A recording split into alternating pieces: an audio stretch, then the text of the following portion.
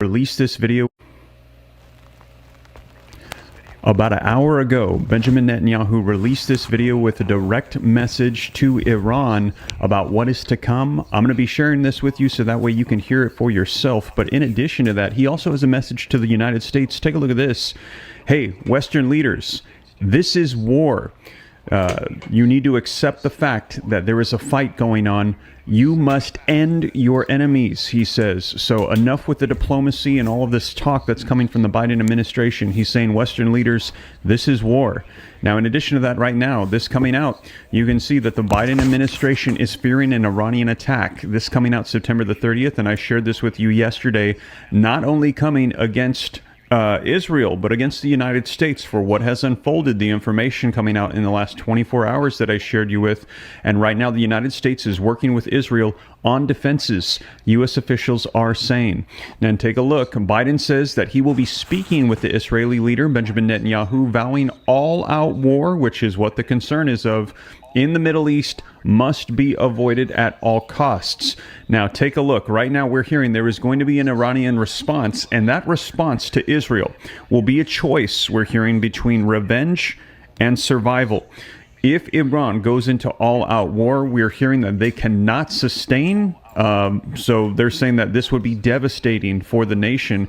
And if they choose not to respond, it would be humiliation, but it would be them choosing survival. Right now, they're saying the markets are saying they believe that Iran will not be responding. They are going to choose survival. However, we will see, because take a look at this. I shared this with you yesterday. Some pretty incredible news coming out that the president of Iran had stated that Iran, had fulfilled its part of a deal that was made with the United States, with the West, and we just discovered this yesterday.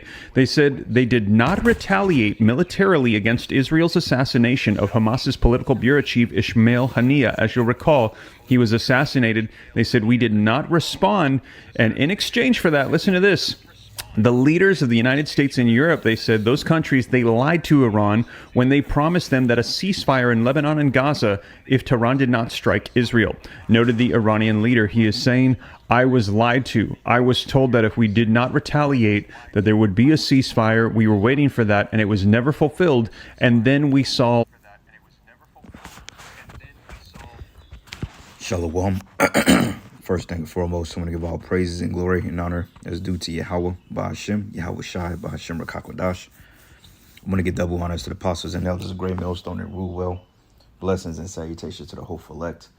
Noise in his gospel, broad lifting up the standard of Yahweh, Ba'ashem, Yahweh Shai, wherever it may be. This is just another update through the Spirit. Lord's will to be edifying, another lesson dealing with this war in Western Asia, as I will say. As we know, Middle East is a made-up term, all right? But basically, the shit is going down. Basically, after that assassination of that Hezbollah leader, America is vowing for retaliation or expecting Iran to retaliate because of the war crimes that's been taking place towards these proxies, man. Okay, they've been at it since October 7th, and it don't look like it's going to slow down anytime soon. And like I was telling the brothers this week, I said, don't expect this thing to really slow down, because that guy BB, he's basically trying to keep his ass out of jail. You know, like when he went to the UN Council, I believe it was last week sometime, majority of everybody walked out on him because they're realizing that, you know, everybody is realizing that the small heads is the big problem of the earth. They're the cancer of the earth, and they are actually the ones that's bringing about these particular wars and these proxy wars and setting up these particular leaders. And everybody is waking up to Amalek, and the world is coming against him, okay, according to Habakkuk, the 2nd chapter. So World War III, I mean, you could say that this is a prelude or a start, which technically the Third World War has been really started since the time of the Cold War, which technically we're still in the Cold War. But when we say the Third World, we're meaning hot war, okay? I believe that I was reading some things when they was talking about sending boots on the ground. So they're going to invade by ground forces now. And once that starts, that's just going to open up a plethora of opportunity for Iran and proxies and other nations to get involved in this soon-to-be nuclear war. Okay, but it won't go nuclear until the MOTB is mandated, which that can literally be in a few short months, depending on, what they do with this whole BRICS summit, and on top of that, this whole this shutdown that they're supposed to be doing tomorrow regarding these ports. All right, Salakia, that's the Kurds. But anyway, it says, "Hey, Western leaders, this is war. You must kill your enemies." Okay, so that's a declaration of war right there. As we know that war starts verbally, okay, with threats and, sanctions and so forth like that, tariffs. And then before you know it, it's a full-fledged war. And we're seeing it play out, man, okay, because this is Bible prophecy. All right, so it says here, "Hey, Western leaders, this is war. You must kill your enemies." And I mean, that's as straightforward as it is. Now, we understand like New York Post and, these particular New York Times and all these other particular news groups or news ovens, I say it that way. A lot of them are juiced in, and a lot of them are published by small hats, to say the least. But regardless of that, it is what it is. So it says, Friday evening at the Levant, Israel targeted buildings in the southern suburbs of Beirut, killing Hezbollah General Secretary Hassan Nasrallah. It says this operation represents a dramatic shift in Israeli strategy. Not only have they finally liquidated an adversary they've been long capable of killing, they've also turned a deaf ear to their superpower patron of more than half a century. Okay, undermining.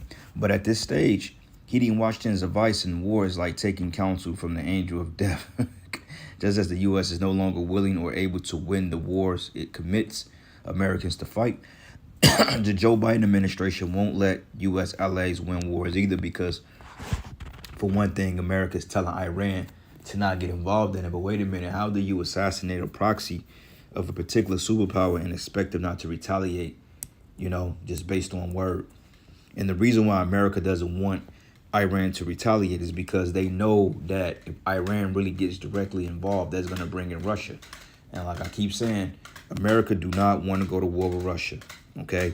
Though it will happen because it's the scriptures, it's prophesied. But they trying to avoid that war at all costs because, unfortunately, they like to stick their citizens with poisons that don't belong in their body. And they rather tax the people over here and put them to work and displace them and go up on rents before they actually fight a global war. Will show you how big of a coward America really is. But it says, by ordering a strike on Nasrallah while attending by the UN General Assembly, Israeli Prime Minister Benjamin Netanyahu underscored the Jewish state's independence from the global consensus that has resolved not to confront terrorists, but rather appease them, whether they are plotting in the Middle East or living among local populations of Western nations, including the United States. It says Israel's attacks also shows that almost every U.S. and other Western civilian and military leaders have believed about the Middle East for the last 20 years was simply a collection of excuses for losing wars. It says the question that senior policymakers and Pentagon officials, think tank experts, and journalists have deliberated over since the invasion of Iraq, questions about the nature of modern warfare and the proper conduct of international relations in a multipolar world, can now be set aside for good because they have been resolved definitively. It says the answers are as they were ever were, at least before the start of the global war on terror. And we know that they disguise these particular wars under certain policies to be justified on taking resources. Like there was no war on terror. Okay, that was all set up to go up into Iraq, Afghanistan, and take particular resources and to kill people, man. Okay, this is how this society gets down, and this is why Yahweh Bashim Hawashai is stirring up all the nations against Babylon, man. All right, it says, contrary to the convictions of the George W. Bush era, non-conservatives and the pro-Iran progressives in the Barack Obama's camp, securing the nation's peace has nothing to do with winning narratives or nation building or balancing U.S. allies against your mutual enemies for the sake of regional equilibrium or any of the other academic theories generated to mask a generation's worth of failure. It says, rather, it means killing your enemies, above all those who advocate and embody the cause that inspire others to exhaust their murderous energies against you. Thus, killing Nasrallah was essential. But taking down officers demoralizes a force. wiping out of his chain of command cripples it, and Hezbollah is a function of the Islamic Revolutionary Guard Corps. And if it's allowed to survive, the Lebanese militia will replenish and train by the IRGC to replace the fallen. So basically, they telling them this is the time to extract none. You know, this is the time to totally eviscerate your enemies, man. And we understand that this particular regime, mainly of you Edomites, is a murderous regime. Okay, like all the wars, like that whole thing of October 7th, that was totally provoked by the small hats, man. Okay, if we ever understand anything about Esau in this nature, we understand that war is, you know, every war is a banker's war. You know, like during the time of World War II, those wars were bankers' wars, man. And why people were dying, I believe 80 million people died in World War II, 40 million in World War I. But out of all those bloody massacres going back to Stalin, you know, execution squads and the czars of Russia, you know, up until Germany invading Poland in World War II and America entering the war in 1941 when the war was over, what, not 45? And so basically to establish the U.S. dollar as a world reserve currency. That Pearl Harbor, I believe, what was it, the Pearl Harbor bombings? I think it justified them into entering the war. Then you had the attack on, what is it, Hiroshima and Nagasaki, or Hiroshima, when they pretty much, well, I think they donated the atom bomb, if I'm not mistaken. But basically, the Japanese have already long surrendered prior, and they still justified on wiping them out, man. Okay, which shows you how wicked and evil this corporation is. All right. So anyway, let's go from here. A couple of precepts real quick. I know I'm kind of all over the place, but this is the book of Joel 3, and I'm going to start at verses 9. It says, proclaim this ye among the Gentiles and prepare war. What we're saying is the preparation of the third woe.